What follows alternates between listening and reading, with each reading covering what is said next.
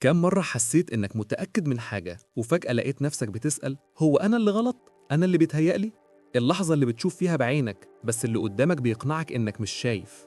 الفخ ده اسمه جاس لايتنج، وده مش مجرد كذب، ده تكتيك تلاعب شيطاني بيهدف إنه يخليك تشك في أهم حاجة عندك، عقلك وإحساسك بالواقع. اللي بيمارس عليك التلاعب ده مش عايزك تغلط، هو عايزك تؤمن إنك عطلان أو مجنون عشان يتحكم فيك بالكامل.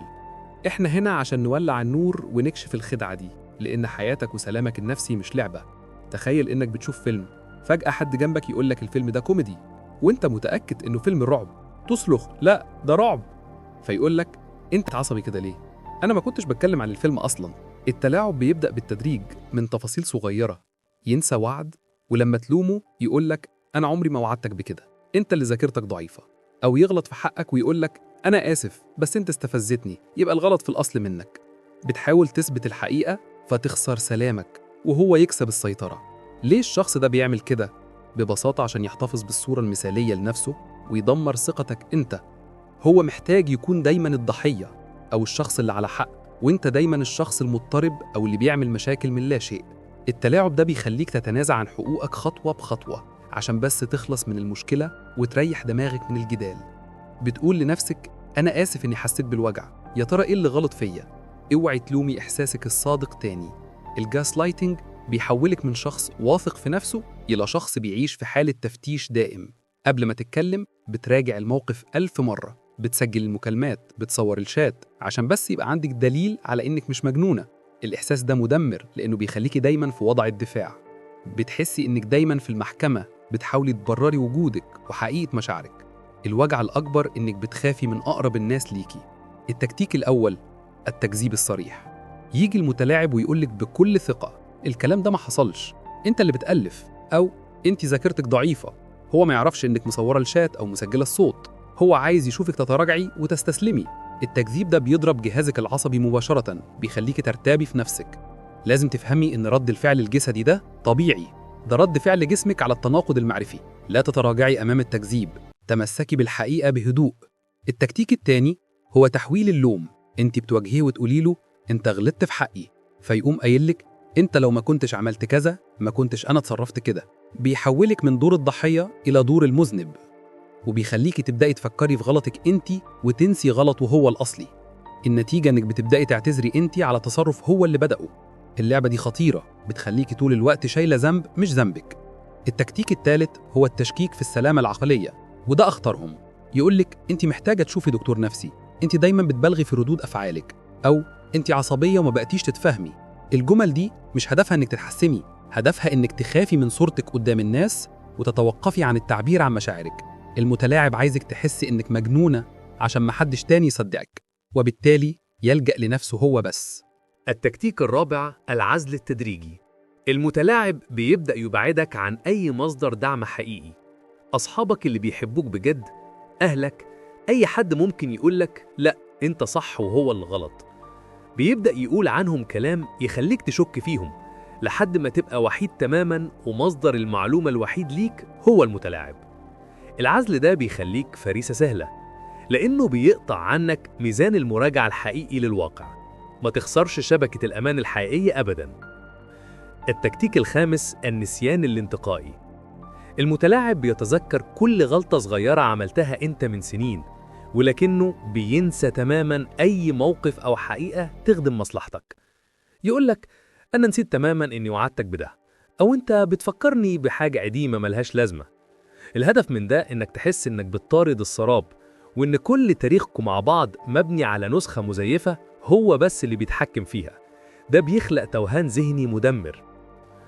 خطة المقاتل بتبدأ بالاعتراف أنا بيتلاعب بيا. مجرد ما تسمي اللعبة باسمها قوتها بتقل للنص.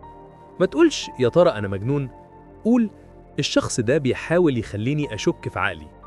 الاعتراف ده بيفصلك عن المشاعر المدمرة وبيخليك تبدأ تفكر بعقل المقاتل اللي بيدور على الخروج. ما تستناش دليل قاطع، الإحساس بالوجع والشك في عقلك هو الدليل القاطع. الخطوة الأولى الانسحاب من الجدال. لما يبدأ المتلاعب لعبة جاس لايتنج ما تدخلش في محاولة لإثبات نفسك أو الحقيقة. قول جملة حاسمة وهادية زي أنا فاهم إن دي رؤيتك، لكن دي مش حقيقتي، أو أنا مش هكمل النقاش ده وأنت بتشكك في كلامي. الانسحاب ده بيقطع عليه الوقود اللازم لتغذية اللعبة، لأنه بيبطل دور القاضي ويخليه مجرد طرف في حوار عادي. الخطوة التانية التوثيق الفوري. عشان تكسر حاجز التشكيك لازم تبدأ توثق، اكتب أو سجل، مش عشان تواجهه لكن عشان ترجع لنفسك وتتأكد إنك مش بتتوهم. سجل الوقت، التاريخ، الكلام اللي اتقال بالظبط ورد فعله. ده بيخليك تحتفظ بنسخة احتياطية من الواقع في جيبك، ولما يحاول يغير في الحقيقة بترجع للنسخة الأصلية دي، مش بتعتمد على ذاكرتك المهزوزة. الخطوة الثالثة التركيز على الإحساس مش الحقيقة. قول لما بتقول إن نسيت أنا بحس بالضياع والارتباك. المتلاعب بيعرف يناقش الحقيقة لكنه ما يعرفش يناقش إحساسك أنت. لما تركز على المشاعر أنت بتضع حد واضحا للعلاقة وبتقول له النتيجة النهائية لتصرفك ده إن أنا بتوجع. الخطوة الرابعة البحث عن الميزان الخارجي. لازم ترجع لشبكة دعمك، بس ما تتكلمش عن تفاصيل المشكلة، اتكلم عن إحساسك بالواقع. اسأل صديق تثق فيه، يا ترى أنا مبالغ؟ أنا حساس بزيادة؟ آراء الناس اللي بتحبك بجد هتكون زي البوصلة اللي بتعيدك للطريق. لو كل اللي حواليك بيقولوا لك لا أنت طبيعي وهو اللي عنده مشكلة، يبقى المشكلة مش فيك. التعافي من الجاس لايتنج هو رحلة استرجاع الذات.